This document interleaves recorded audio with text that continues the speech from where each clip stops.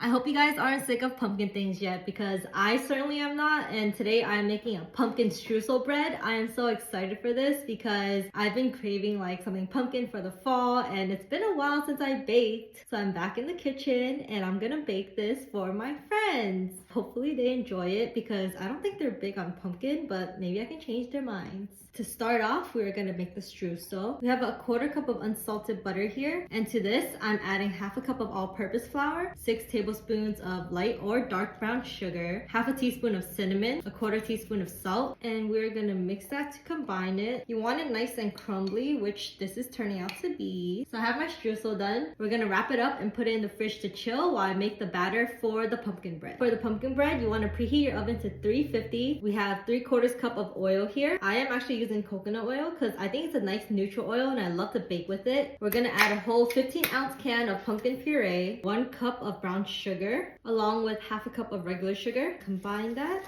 Smells like fall already. Then we add in 2 eggs, one at a time. Here's how the wet batter looks. Sprinkle on 1.5 teaspoons of baking powder, 3/4 of a teaspoon of baking soda, and 3/4 of a teaspoon of salt.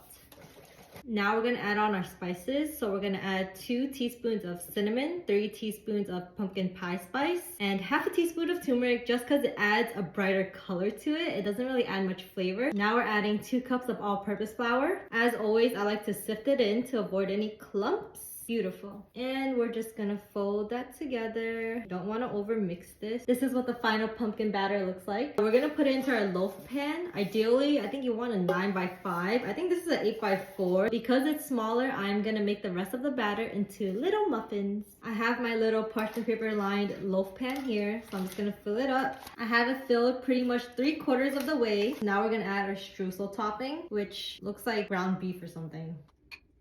Here's what it looks like. I'm gonna put the remainder of the batter into my muffin tins and also the remainder of the topping on top.